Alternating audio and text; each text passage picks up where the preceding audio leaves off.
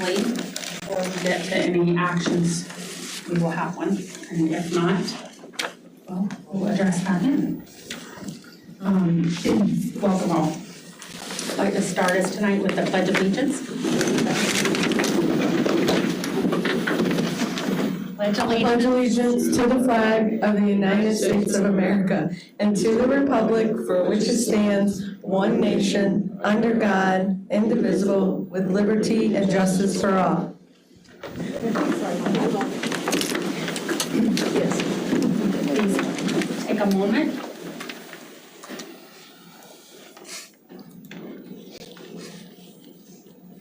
Heavenly Father, thank you for being here with us tonight as we do this important work, as we talk about what is needed in our county and how to take action on that.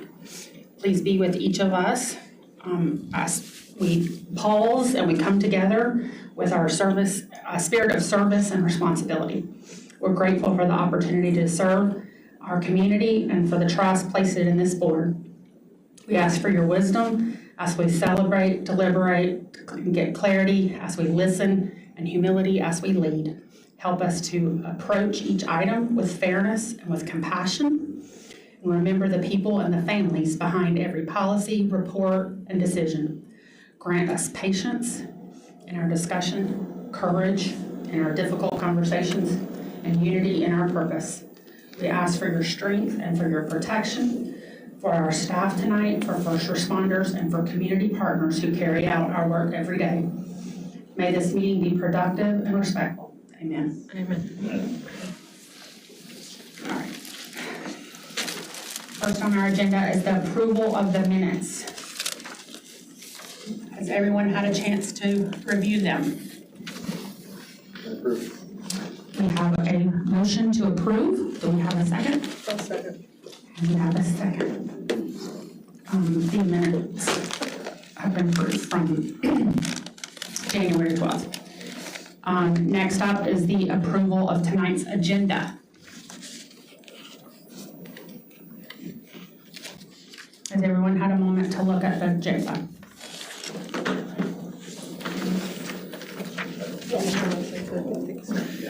We have a motion to approve. Do we have a second? And a second. Thank you. Next on our agenda is the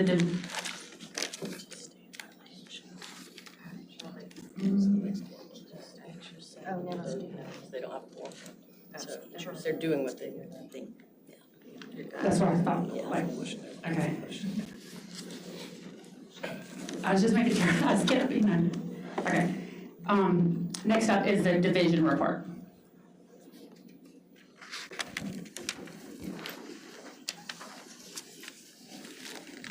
Good evening, everyone.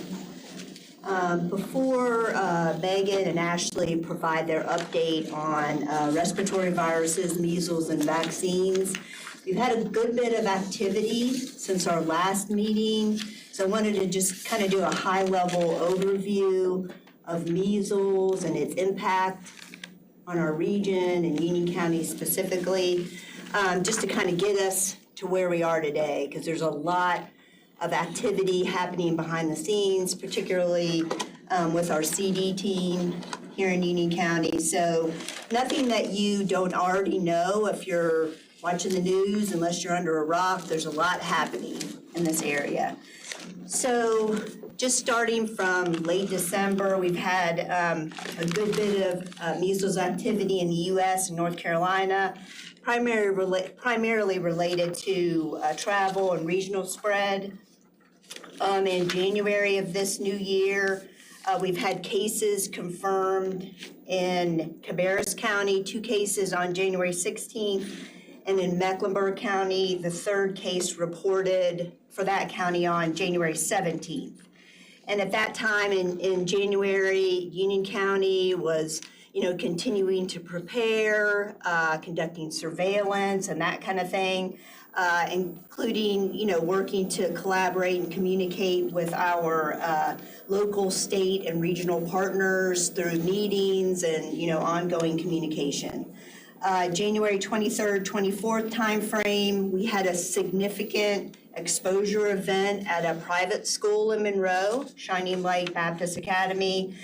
175 quarantine orders were issued.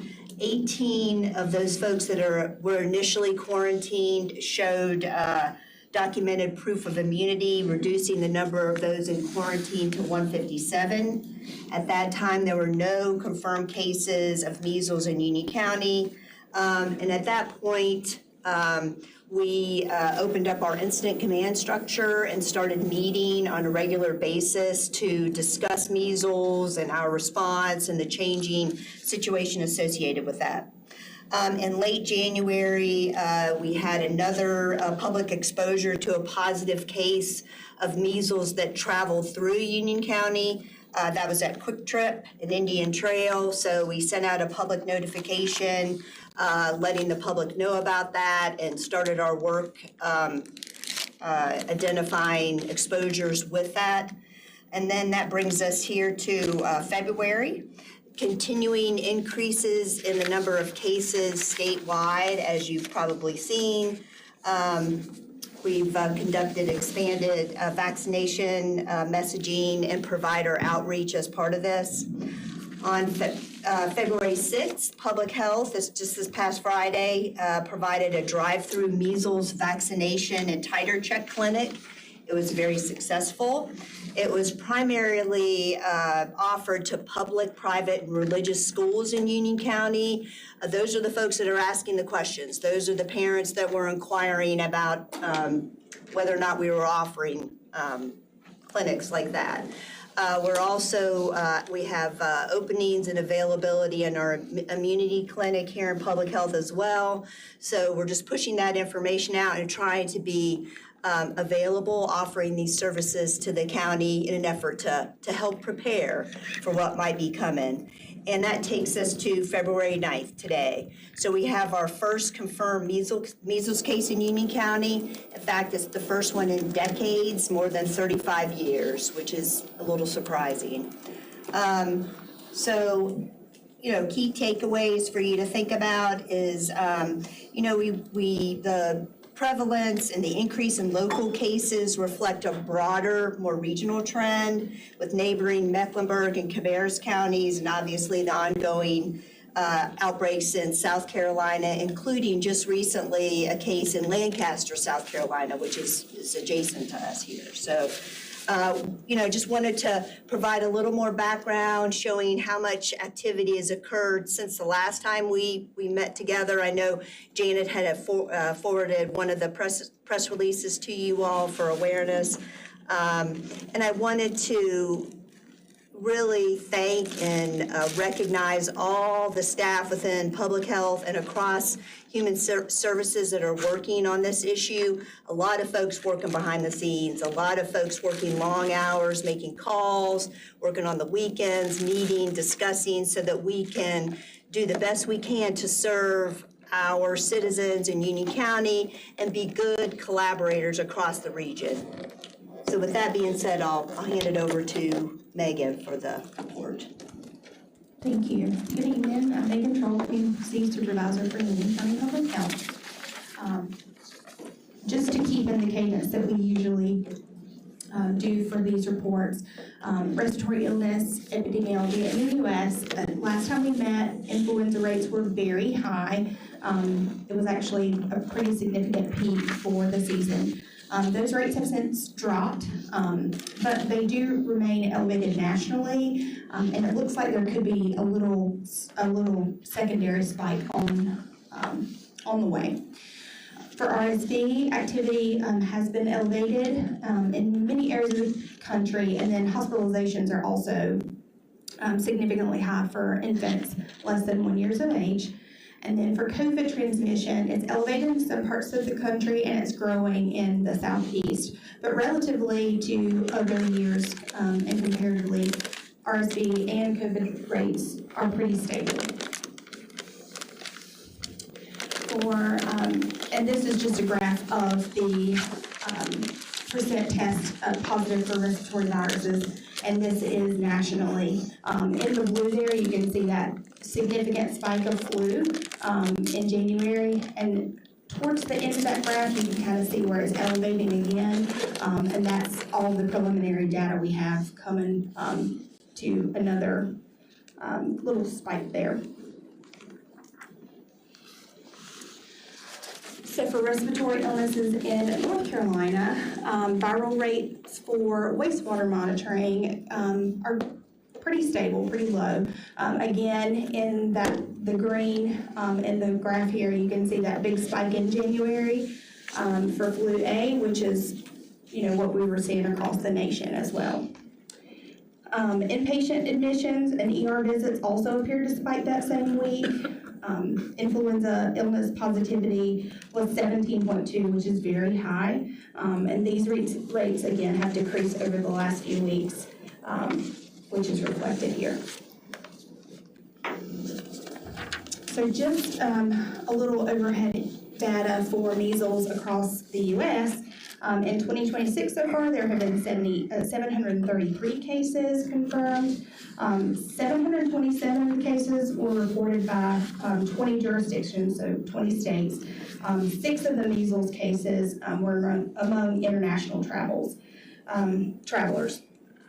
And then there are, the 92% of the cases have been outbreak associated. There are 2 ongoing outbreaks. One is the South Carolina outbreak. And that outbreak is currently record-breaking with reports of, reports of complications from the infection, including encephalitis for children. The most recent outbreak totals for the South Carolina event were 920 cases. I will say that South Carolina did report there was a major increase of MMR uptake last month, really more than they have seen in years, so that's promising. And another, just kind of tidbit, we have had epidemiological linkages in Union County from those South Carolina outbreak cases.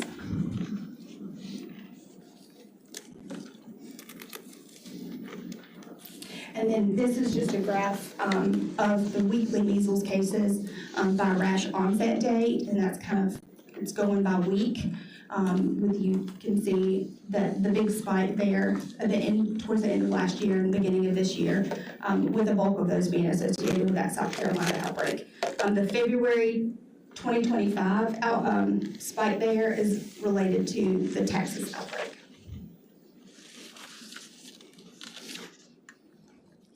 Sorry, that map is a little grayed out, but this kind of gives, this map provides highlights of where the cases have been identified so far this year. There have been 17 reported cases in North Carolina since December 2025, and that's among jurisdictions including Cabarrus, Lincoln, Mecklenburg County, and actually this would be 18 cases. The reason I did not include our case in there yet is because this information I got straight from the measles dashboard, and ours will not be posted until tomorrow. There have been multiple responses for exposure sites across the county and state jurisdictions. Even some of the exposures that we've had in Union County, we've had to transfer some of those contacts to South Carolina as well. And then the data dashboard is updated twice weekly to reflect new cases and any guidance changes.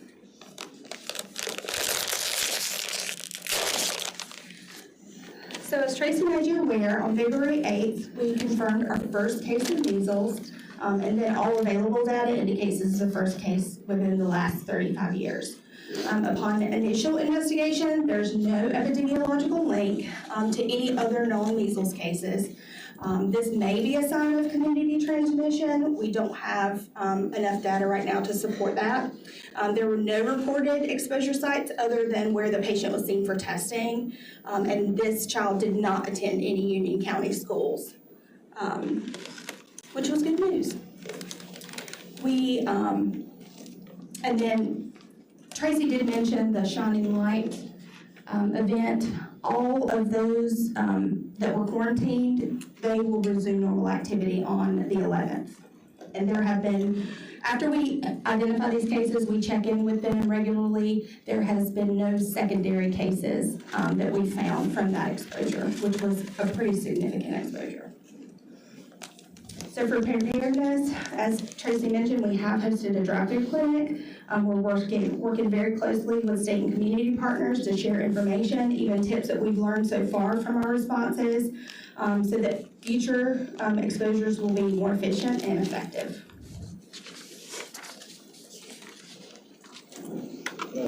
Absolutely. I thought you said the first case in 30-some years. Can you use the microphone? I know you said something about the first case in 30 years. Over 35. So what about that school? I heard y'all talk about that daycare center or that school that was part. Were there any cases there with? Right, so with exposures, sometimes those exposures occur from other cases that do not reside in Union County. So that case resided in a neighboring county. And so that's why there were many exposures and many quarantines issued, but no cases for Union County at that time. I was just wondering, okay, let's do it with it. I thought this is first. Yeah, and that, we kind of seen a lot of those misconceptions. I'm not immune to reading a lot of the Facebook comments, but, that was a big point of misconception for a lot of people, like how can we have 170 plus people quarantined, but no cases? And that's because while the exposure occurred at a Union County school, and a bulk of those students resided in Union County, we can only quarantine or isolate for residents that reside in our county. We are not able to issue formal quarantine or isolation for those that do not reside in our county. And in those cases, what happens is we send that information to those counties and they follow up for those contacts and issue quarantine. Thank you for the clarification. Yes, absolutely. I have a question as well. So the 733 was the date previous to today in the U.S. And then the South Carolina outbreak was 920. So an outbreak and confirmed cases, two different things. That's what you were just speaking on kind of with the other. Well, some of those, remember, some of the 920 for the South Carolina was in 2025. So those were just 2026 numbers, and that outbreak has started, a little bit later in 2025. But yeah, for the South Carolina. Have South Carolina's cases stabilized? Honestly, after speaking with them, they're kind of starting to, the peak is not, starting to drop a little. And their vaccination rate's lower than ours, right, in the counties that it was in? Thank you. Any other questions? Yes. I'll let you do it. How does a quarantine order work? Like, who issues it, and is it issued for a specific person? How does that process work? Right, so just to kind of walk you how that process works. Someone is exposed to measles. Our intent is to notify every person, regardless of their immune status, is to notify them that, hey, you have been exposed to someone with confirmed measles. If you have proof of immunity, and that's either by 2 MMR vaccines or 1, depending on age, or they have a positive titer test. Now for children, we would accept a positive titer test regardless of how many MMRs they have had. If they have proof of immunity, you monitor for 21 days because people who have been immunized can still get measles. And most of that's because of vaccine, that they don't have true immunity, they've just had 2 MMRs. Because there is, with MMRs, you have, for 1 dose, you have a little more than 93%. With the second dose, you have 92% success rate, which means 97% of the people who've been vaccinated have immunity. So, long story short, if you have proof of immunity, you monitor and you do not have to quarantine. If you have no proof of immunity, then we do have to issue a quarantine measure, and that's the only control measure that we have for measles if they do not get post-exposure prophylaxis. So if we contact somebody within 72 hours of contact, so if they were exposed, if we get to them within 72 hours, I'll be quite transparent. It is rare that we get to them in that time frame, simply because test turnaround usually takes 48 hours alone, sometimes more. If they do not have that eligibility for post-exposure prophylaxis, then quarantine is the only control measure we have, and those are for people that do not have proof of immunity. And so we issue the control order, quarantine order. The health director is the only person that has authority to do that. Thank you. I think I answered your question. Okay. I mean, there's lots of misconceptions about how this works and who gets a quarantine order and who doesn't. So it's easier if you know the why behind some of it too. Right. So is that the person that signs it is is Tracy or? Yes. Okay. She's the one that signs the formal quarantine And then that orders person has to stay and isolated. isolated, Mhm. okay, by themselves. Right. Now, isolation is for those that are actually ill or are infected. Quarantine is a preventative measure. And the reason we have to do that for measles is because you can be infectious 4 days before the rash develops. And my child could be perfectly fine and healthy and playing with other children today, develop a rash tomorrow. Develop fever, usually it's progressive. They start with a fever and then the rash. So they may develop a fever tomorrow and then a rash the next day. They could have been spreading measles to their children the day that they were playing with other kids, and which is one of the reasons we have to do this. Do you figure out these exposures by an investigation? Is it what you're doing a contact tracing type thing? Exactly. So typically when we get a positive case, we go through an activity log. We ask them, okay, this is day -4 from rash onset. Where all did you go that day? Day -3. And we go day by day. And typically if we're trying to determine where that infection occurred, we go back even 21 days to say, did you go to any birthday parties? Did you go to this football game? Especially if we have non-public, and you can refer to the North Carolina measles dashboard, and they have sites of public exposure. Usually that's a part of my investigation. I go through those public exposures that are, if they haven't had any travel, that are local, to say, have you been here? Have you been here? Have you been here? Just to make sure we can rule out sources. With this particular case, there was no known epidemiological link. So I go through all those places to see if potentially that could have been a source of exposure for them. So the difference between the isolation and the quarantine, the isolation keeps the individual who is positive or has a positive measles case from movement so that disease is not spread. Quarantine keeps those that have had exposure from moving in an effort to protect the community from additional transmission of measles. So there's a little bit of a difference there. Curiosity question, how do you enforce a quarantine? Or is it on faith? It doesn't come without challenge. I imagine so. That's why I asked the question. Essentially it is, we hope that people do the right thing to protect their neighbors. And we try to appeal that sense when we're going over things. It takes a lot of effort and education on that front, just to say, this is why we do that. It's never because we, are heavy-handed, or it does not happen without caution. We try very hard to make sure, dates are right. If your kid wasn't at school on this day when the infected person was there, there's no reason for me to quarantine you.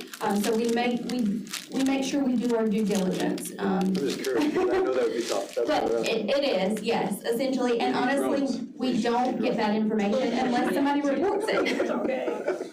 You know, there's never gonna be somebody sitting out in anybody's house waiting for them to come out. Maybe a drone, you get a drone shot. All right, And I think I was just curious. it's especially critical for measles because it's so contagious. Yeah. Its progression is so well known. So, you know, it's very different from COVID. There were a lot of unknowns with COVID. Measles is well known, and we Been around a while. know. What's that? I said it's been around a while. It has been around. So, For those of us who do not want it and do not want to be quarantined, right. does the county have titer tests that can be taken? We do. Absolutely do, and we encourage anyone who cannot find their vaccine records, much like myself, when I started nursing school, I couldn't find my vaccine records. So, you know, that's part of the messaging that we're developing now. Like, as we learn things about our responses, people kind of assume that we can go off of good faith and word, but that's not the case. We do actually need proof of immunity. And so for those cases, we have had teachers and other people, other places that we had to do a titer, and we have to make sure that result comes back before they're allowed to go about their normal activity. So we would encourage anybody to either seek vaccination if you choose, and then get a titer if you're sure that you've had vaccines and need that proof of immunity in the event of exposure.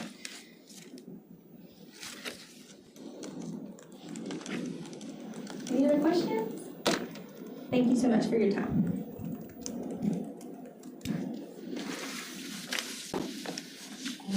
Ashley, Hi. anything? We have more.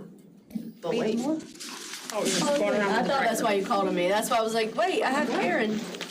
Winter storm fern. Oh. Lives I next. thought we were still in the director report. Division report, I mean.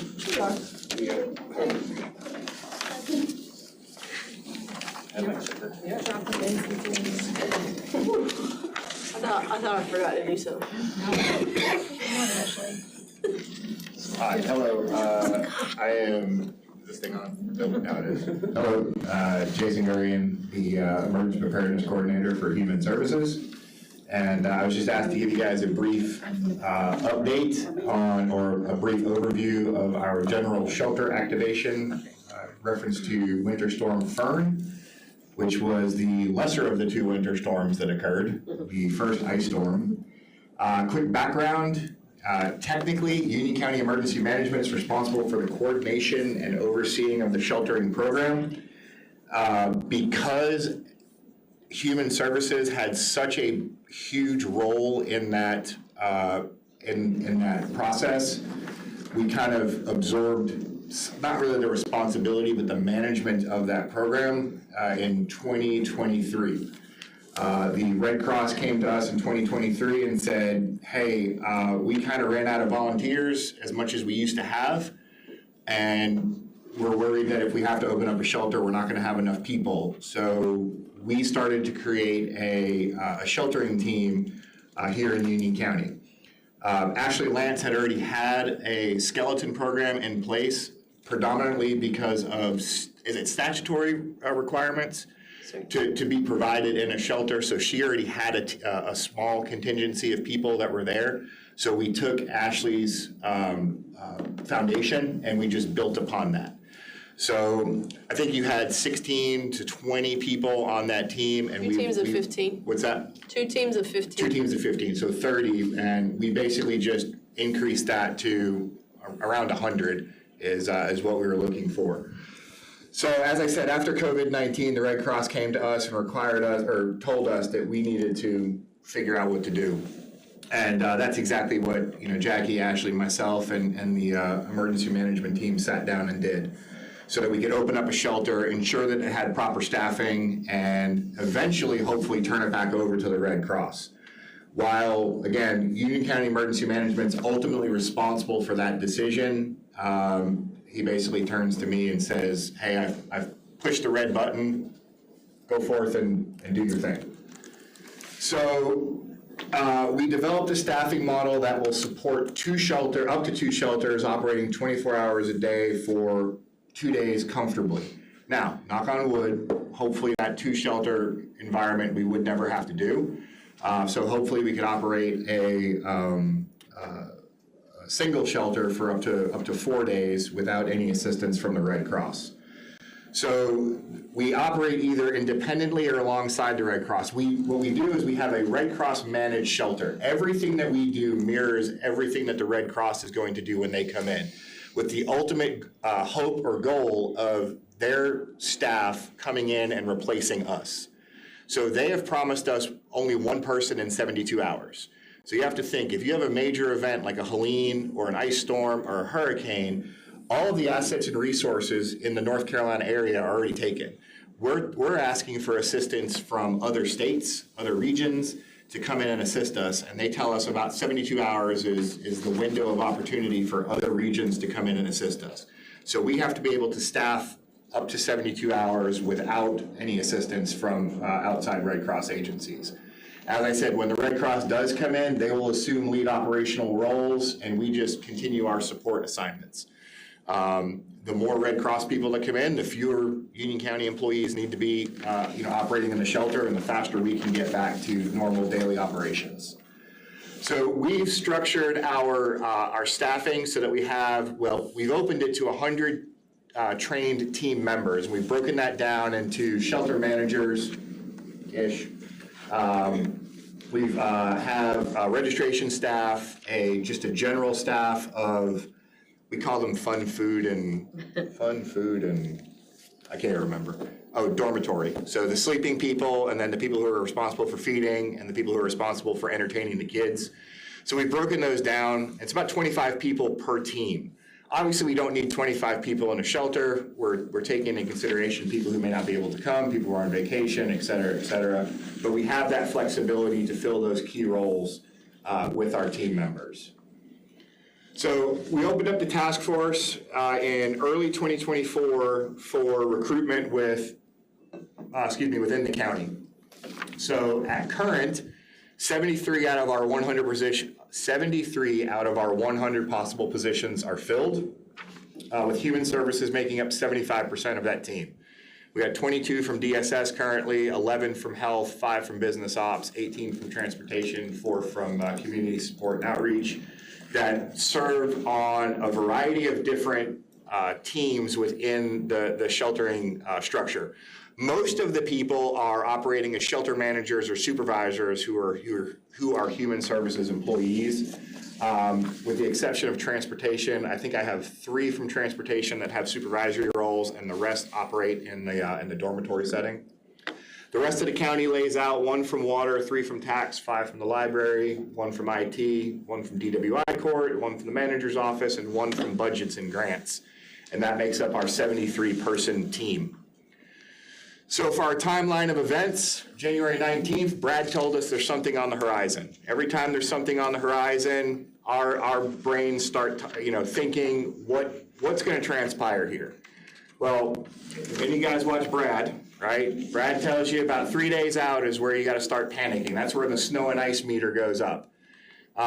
So on January 21st, the plans were put in motion for the worst, because that's what we were planning for, and we were kind of keeping our fingers crossed for the best. But by every account, this was going to be a devastating ice storm that we were supposed to receive on the 23rd. So on the 23rd, the planned Emergency Operations Center opening took place, the planned operation took place on the 24th at 7 a.m. All of our trailers and equipment were relocated to a centralized area, which was the Emergency Operations Center next door.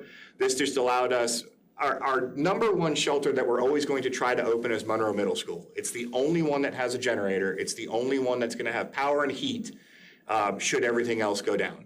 So that's our number one that we're going to try to use.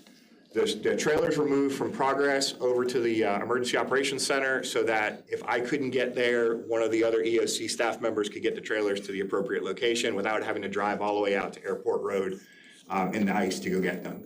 So everything was checked, pre-deployed, and we were ready to go. At 7 a.m., the EOC opened and regular briefings started. And by regular, I mean I woke up at 7 a.m. and was pretty much on the phone from 7 a.m. on. At 2 p.m., we were actually on a phone call, a measles phone call with Tracy, and the emergency operations or the emergency management director called and said, we're going to open up a shelter.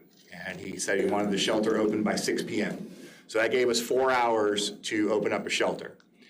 Almost immediately, our text messaging plan that we utilize in the county, which is the Everbridge notification system, a message went out to our shelter team that was supposed to be on our first watch. By 4 p.m., they all arrived at the shelter and setup began, and by 5:15, the shelter was ready to accept clients.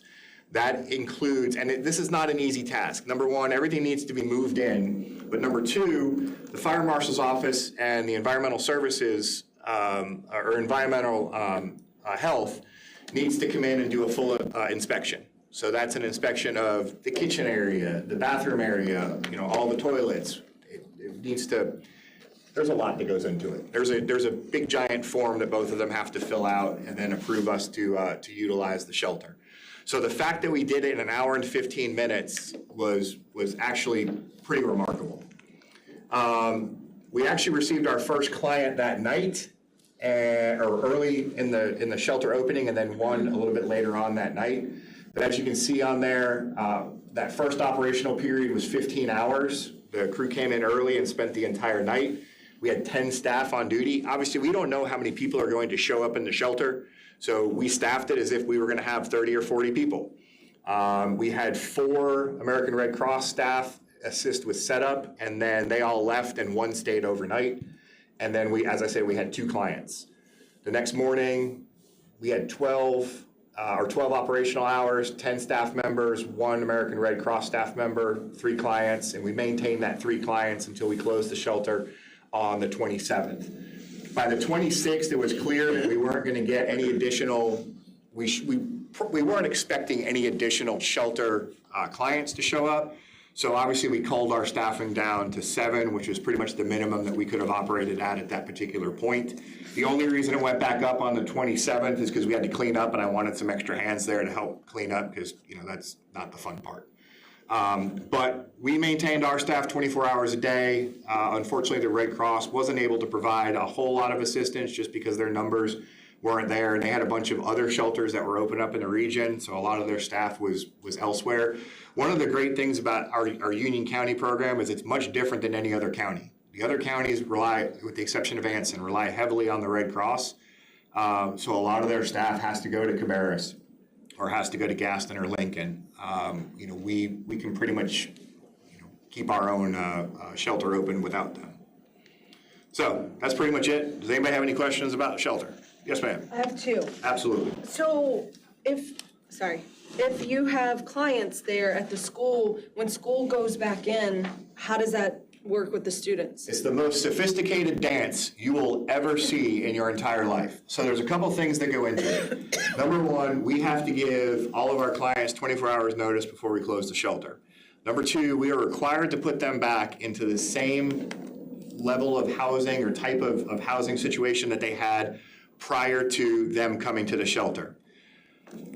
The 3 clients that we had were previously unhoused, which made the transition a little bit easier for us because we did not have to find them housing outside of the Union County shelter or something else. So there's that. When we decided, and let me rephrase that, when the Red Cross decided that it was time to close the shelter, it's a choreographed dance between UCPS, emergency management, the Red Cross to figure out when is UCPS going to open up again. And at the time, the thought was possibly Wednesday, so that's what we were looking at, possibly getting them out of there by then. With only 3 clients in the shelter, it's a lot easier to do than if we had a 30, 40, or 100 people in there.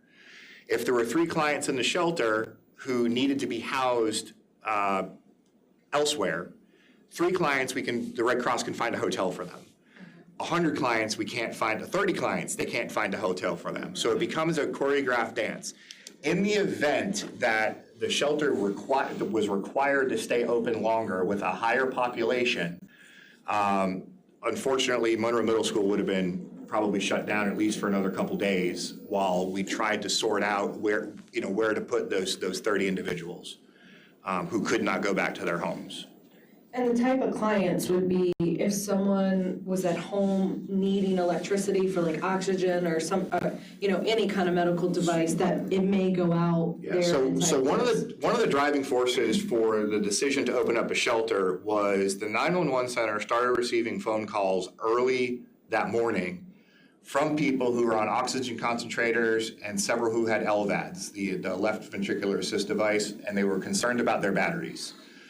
So I was in communication with the hospital to try to figure out if there was something we could do with them. We didn't want to admit them to a hospital if they didn't need one, but possibly opening up the Women and Children's Center to allow them to go in there, and that really wasn't a possibility. So in talking to the emergency management director and the Red Cross and then them to county management, the decision was made to open up the shelter for fear of those people with the oxygen concentrators running out of oxygen.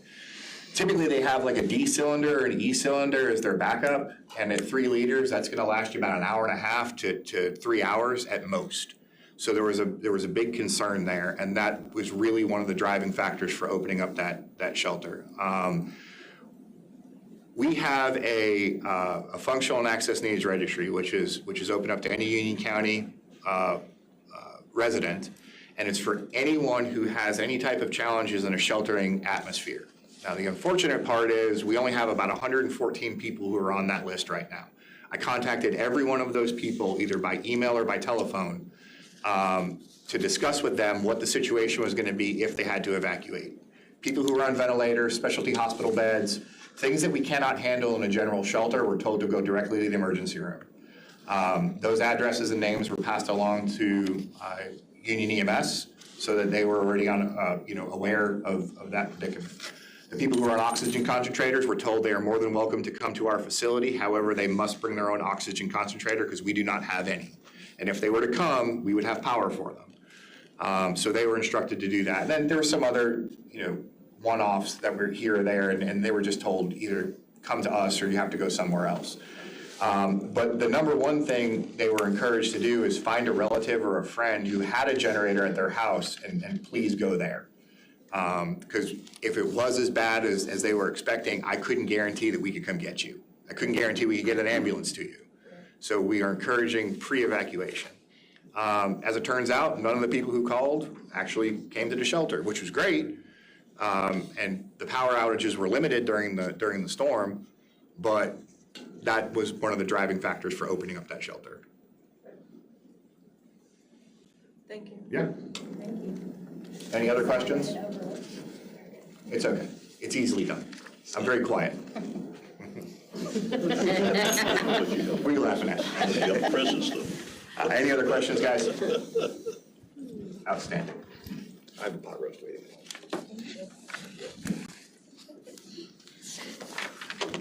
Next up, we have Karen Tucker on eligibility.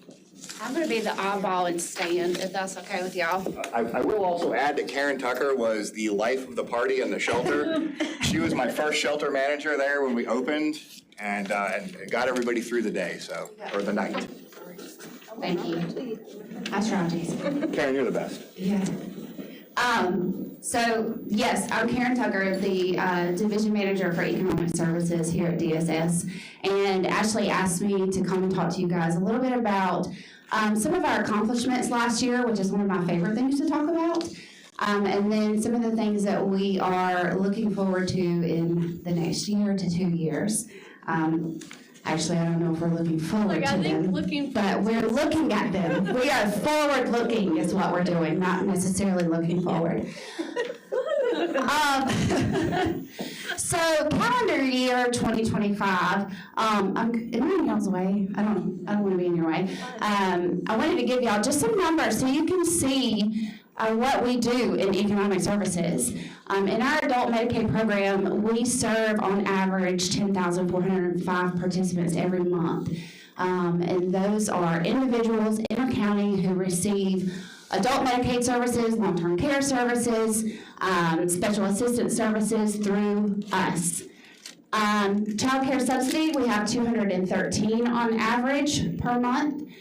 Family and Children's Medicaid is 53,516, and that can be parents as well as children for Family and Children's Medicaid. And then food and nutrition services, the average is $22,088. This number represents close to 30% of our county. So my 127 staff serve 30% of our county nearly every month, which is pretty impressive. I got a great team, y'all. Amen. 2025 accomplishments. So we started an economic services call center, which is one of my biggest accomplishments to date for our team. I started talking to Ashley because one of the things that we noticed was that our caseworkers were spending a lot of time on the phones, and that was preventing them from getting cases processed timely. So we did some switcheroos and created a call center, and we have 9 people in that call center right now. We need about 15, but they are cranking it. And they take, on average, I think about 750 calls a week, which is massive for that team. They are doing an incredible job. Food and Nutrition Services is proudly fully staffed, and they are meeting timeliness goals on a consistent basis each and every month. That is huge for us.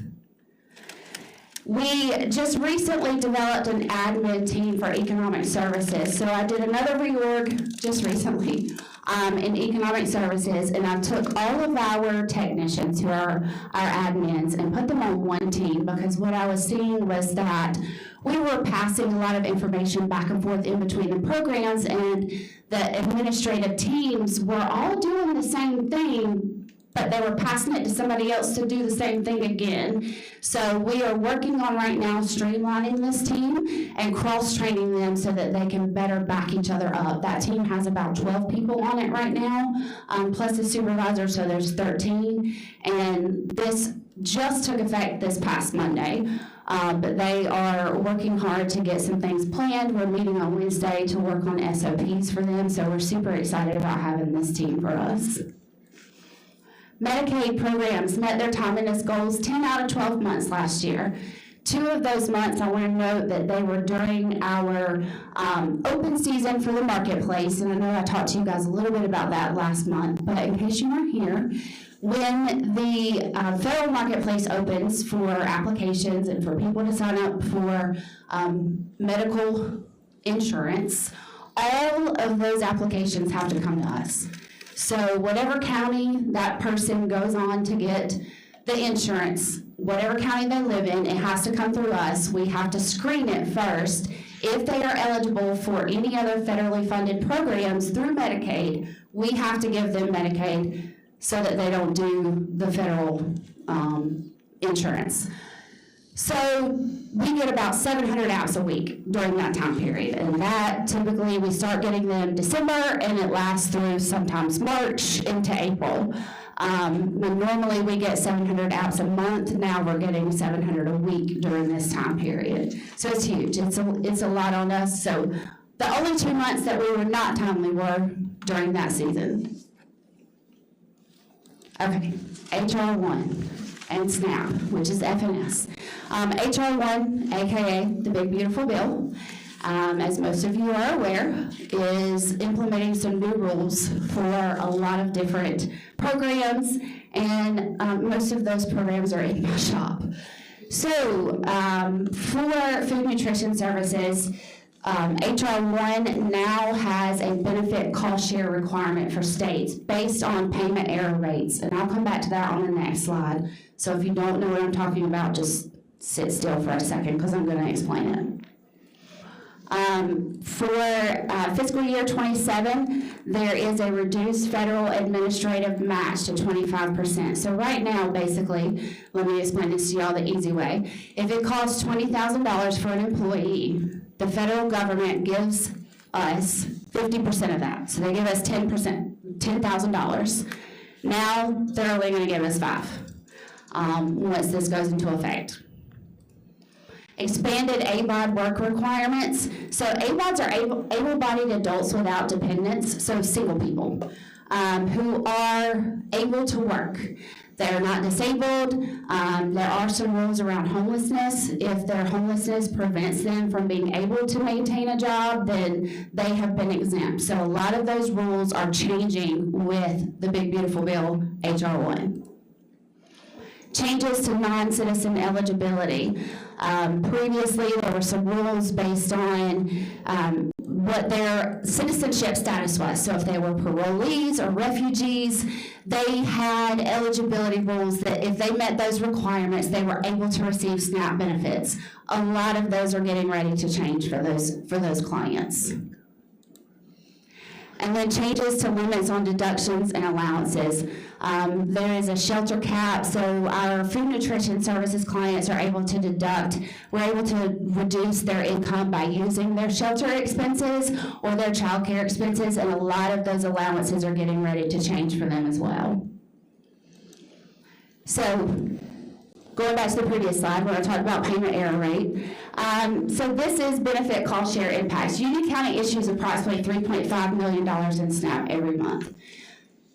If you are a tax person or a numbers person, this number, the $3.5 million that we issue, is multiplied about 3 times in the county now. So when that person uses their SNAP benefits and they go to the grocery store and they pay the taxes on the food, that money is used to pay the employees, and it also comes back into the county as tax dollars. So that's what I mean when I say approximately 3 times now. North Carolina's payment error rate is 10.21%. So what that means is that 15% of this $3.5 million is now going to be on the state. We just had a meeting last week, and the state said, we've asked the General Assembly for more money, and we said, okay, well, what if they don't give it to us? Who is this money? Where's this bill going to go to? And we were told we don't know yet. So right now, we're all just hoping and praying and crossing our fingers that the General Assembly gives DHHS more money so that this cost share does not fall back on the counties. Currently, Union County's error rate is about 9%, our payment error rate. And what that means is that regardless of who the error fell on, whether it was my staff or the client's error in reporting their information, if the payment to them on their EBT card was wrong, that's considered a payment error. And so those are counted against us. So we're at 9% right now. We just had a meeting with the state 2-3 weeks ago, and they actually praised us for all of the things that we've been doing to get our payment error rate below that 6%. And my staff are working really, really hard, our managers and everybody, but we've got some things that we are doing to get that rate down so that we can be below that 6%. And the state is fully supportive of that, and they are working with all the counties in the state to get all of our error rates down, because we want to be below that 6% so that we don't have to call share. Can I interject something right there? Absolutely. So, it is not Use that mic. Yep. I would love to. I love a mic. Hello. It is not proportionate to the different counties. It's luck of the draw. So the fact that we have a 9% error rate could mean that, yes, 9% of all of our cases are typically in error. Or it could mean they just happen to pull a certain number of our cases that happen to be wrong, and the rest of them are actually really good. And there's no rhyme or reason to how many they pull in Union County versus how many they pull in Mecklenburg, Anson, or Cabarrus. So you would think, as a mathematically minded, logical person, that the state would choose the number of cases to review based on the number of participants and the number of residents in your county. But you are way too smart, because that's not how it happens. They just pick some. They're less likely to find it in Mecklenburg and more likely to find it in... It's not even that logical. No. They just pick some. We get about 2 cases audited each month. We might get 2 cases. And you saw that 20,000 number? 2 cases out of that. It's not bad There data. are a few counties in the state that have a 0% error rate. You wanna know why? It's never gotten picked. They didn't get any cases pulled. So, this is the logic I'm trying to explain to you. Yes, there are things we need to work on, and that's what Karen's gonna talk to y'all about. But also, don't look at, I'm just gonna grab a made-up county, Union. Africa County, I just picked a continent, Don't look at that county and say, how will they have a 0% or a 2% error rate and we have a 9%? Because you can't, that ain't even comparing apples to bananas. Okay, thank you. What's their reasoning for doing it that way? None. It's the federal government. The state has no control over it. And we asked about that when they were here and, asked if there was anything we could do to get that changed, but the USDA fixes it. I think I do have a logical answer for that in my attempt to find logic in everything. And I think it's that the feds look at us as a state. So it doesn't matter to them what county they pull. It's our state payment error rate that matters to them. So whether they pull somebody in Martin County, Greene County, Columbus County, Union County, doesn't matter. Because they don't care if I'm doing good in my county and they're doing bad. They just care what we're doing as a state. Does that make sense? I think that's the best logic I can apply. But under that logic, it would make sense to say, I need to see 6% of your cases whenever a county comes up. You're doing too much math. I know. Don't try to be smart now. All right, thanks Karen for letting me interject that. Yeah. Good job. I think it was on my notes at the bottom of this slide, but I can't see my notes up here, so if I forget something, y'all, I'm sorry. So I talked about the 25%. The federal administrative funding impacts.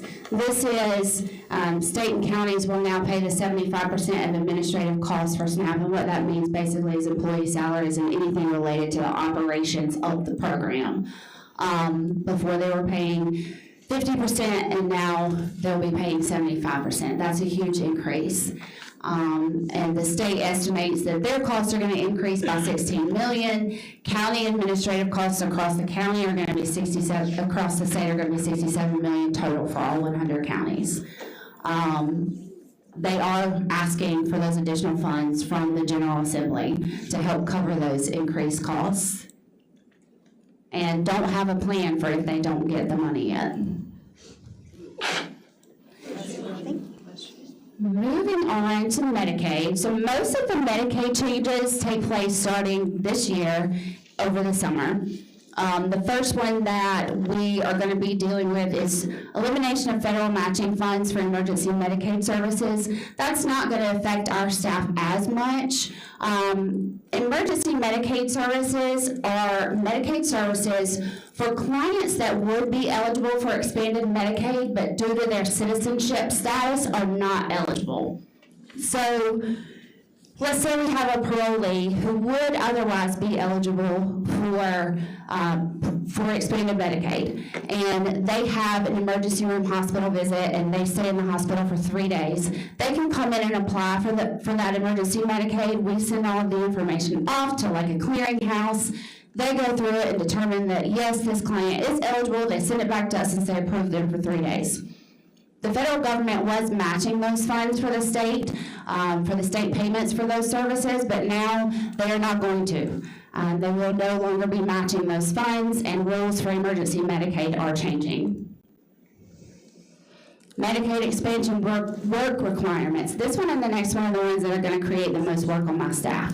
Previously, only food and nutrition services had work requirements. Now, Medicaid will have work requirements. And the work requirements, we still don't know what they're going to be. We have been told that the federal government has until June the 30th to explain all of this and get us clearer information on what they're going to be requiring, but we don't have it yet. So if it works anything like ABOD services for food and nutrition services, single people with no children will be required to work 20 hours or more a week or volunteer somewhere for 20 hours or more a week. This creates a huge impact on our staff because those cases have to be monitored more closely, and they have to be checked every month to make sure that that client worked those 20 hours a week. If they did not, they lose their Medicaid. We send them a notice of termination, and it just creates a lot more work for my team. 6-month eligibility checks. Right now, Medicaid certifications are for a year. If you change it to 6 months, my staff are going to be doing double the work. So now, instead of recertifying once a year, they're going to be recertifying the 53,000 plus the 10,000 for adult Medicaid. So 63,000 people twice a year instead of once a year. I will say that these two are the two that my staff are most concerned about because it is going to greatly increase their workload. But we're working on it. We have plans. I'm a planner. So preparation is key, and I talk to my staff about this nearly every day. Management and staff are participating in all available trainings and information sessions. We had a week before last, maybe, or 2 or 3 weeks ago, we were in training every day. Management-wise, staff were, they're giving us the state has been really good about sharing as much information as they are getting with us. So we are going to all the training, we're getting all of the information that we can so that we can better prepare once we know what's actually going to happen. The admin team is helping us with more streamlined application and case assignments, which will reduce the amount of time that it takes once that application gets in the building to get to a worker so we can start working on it faster.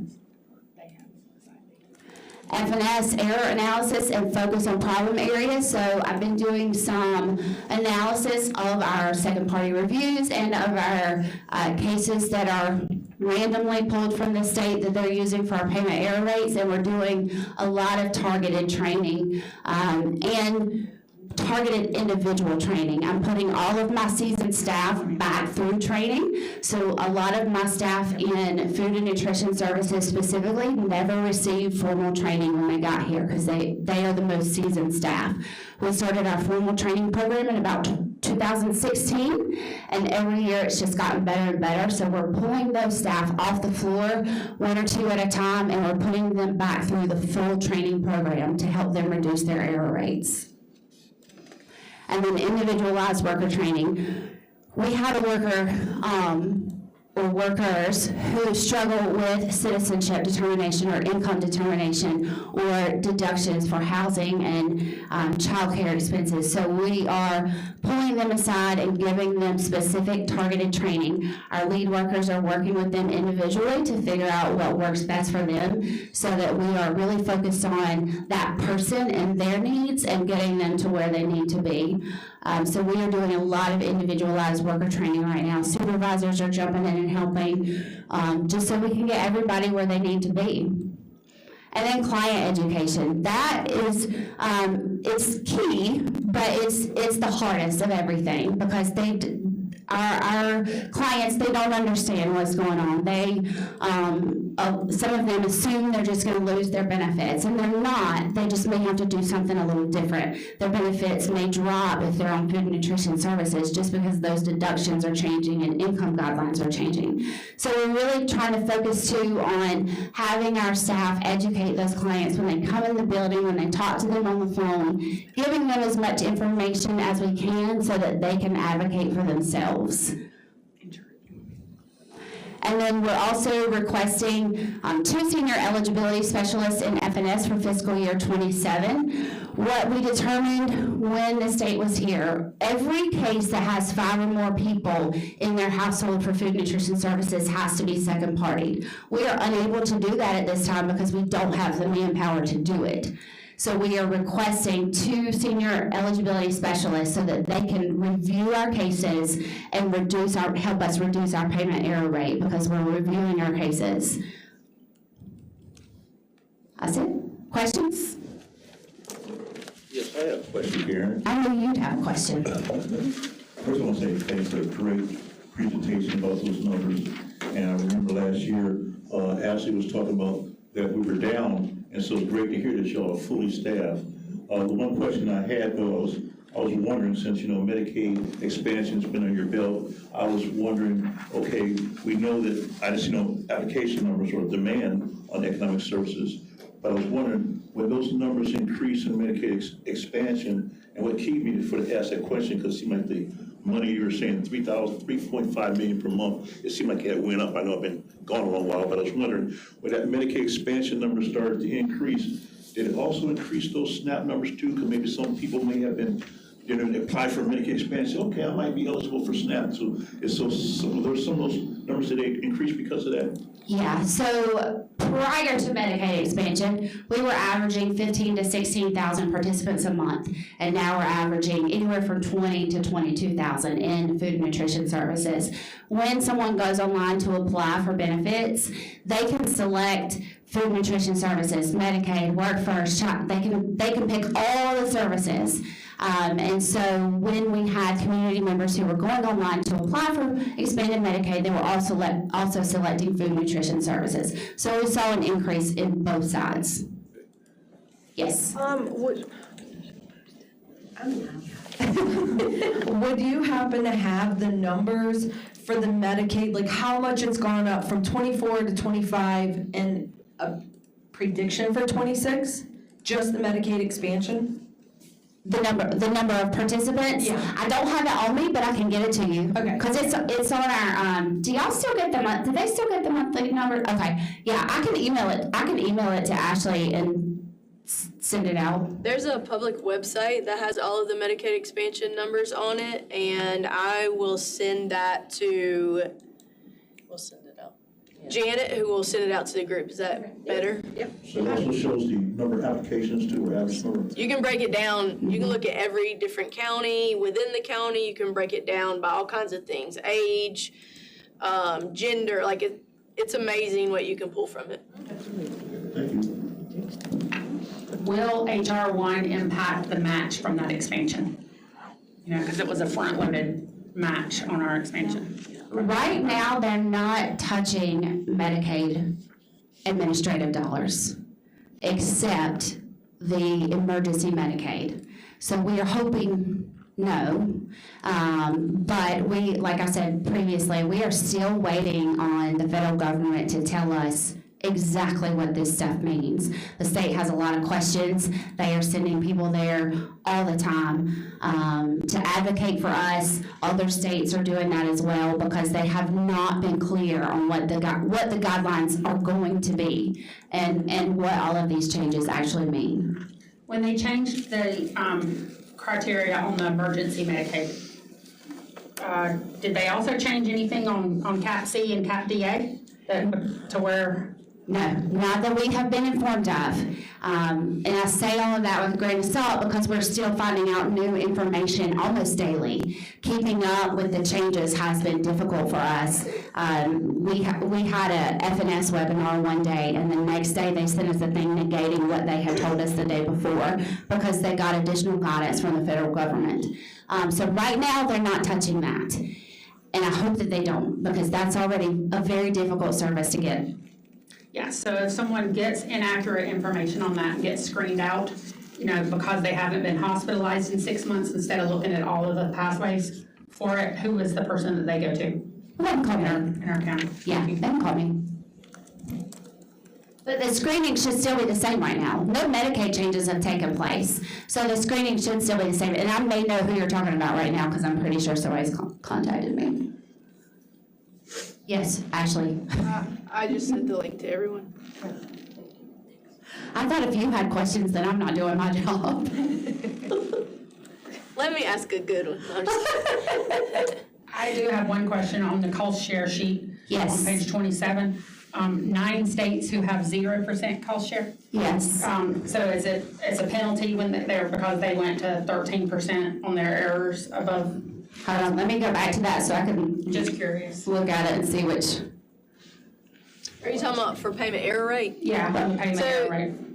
Oh, give me my mic. So there's another fun thing with payment error rate. I'm sure she'll answer your specific question, but with payment error rate, I don't have the actual numbers. I can get them for you. But if you had a payment error rate up to a certain percentage, then you didn't have to pay back anything extra. That's probably the ones that you're talking about.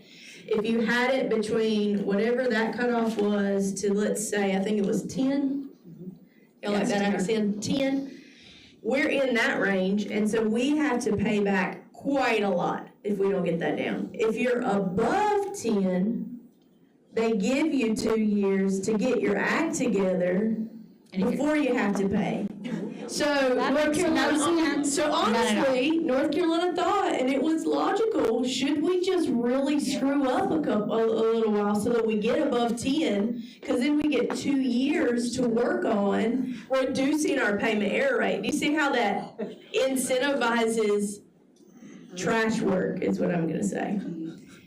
We decided not to do that because we have integrity in the state of North Carolina, but that is where we are. That was funny. Yeah, I mean, she's, that answered your question. Yeah. I thought I knew what you were talking about with the 13.33, but I wanted to look at the And human slide to make sure. services within the state of North Carolina. Okay, thank you. I believe in that. Any other questions? All right, thanks, y'all.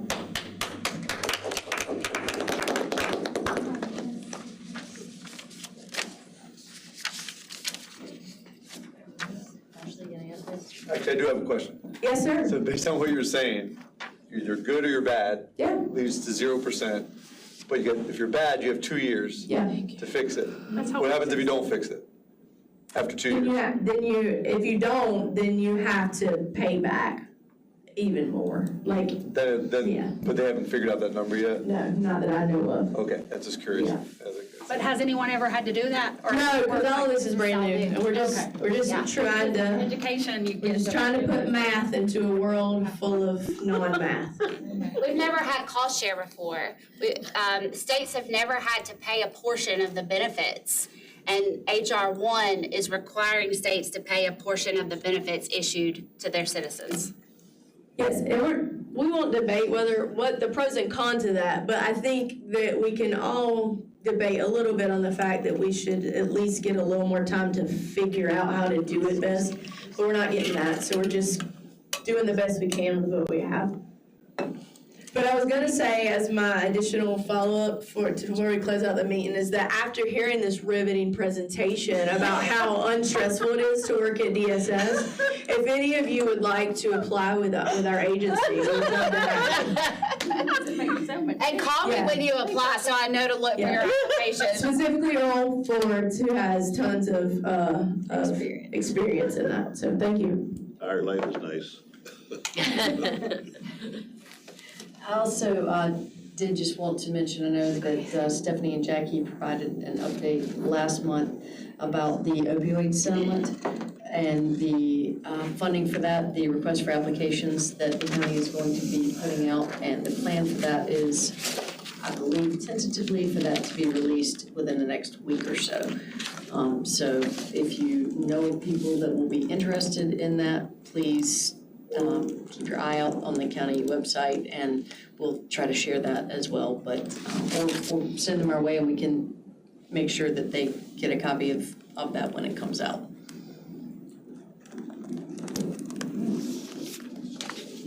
So we have no public comments. Do we have any announcements other than that?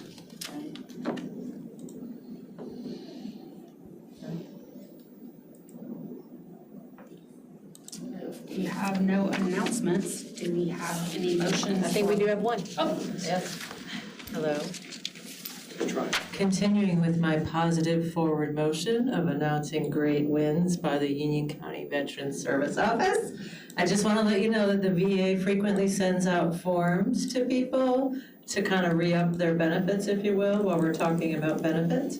A surviving spouse failed to fill out her form, and they cut her benefits, and we fought for them to reinstate it with one form, one-page document that said she had not remarried, which she hadn't, to the tune of $225,000 and $118.01 back to December 2014. So, what did this spouse forget to do? So it's a declaration of remarriage statement to ensure that she has not remarried, which she wouldn't have lost her benefits anyhow, because you can get married after the age of 55, and she's well over 55. So it's literally like a, yes, it's the VA. one-page document, they just randomly send it out to whomever to fill out to ensure that they haven't remarried. She didn't send hers in. She didn't send it in, so. Cut off like that. Yeah. Great. We don't have any other announcements. Do we have any motions to adjourn? A motion to adjourn. I'll second. There's no voting tonight because there's no quorum, so. Thanks, y'all. Bye, y'all. Thanks.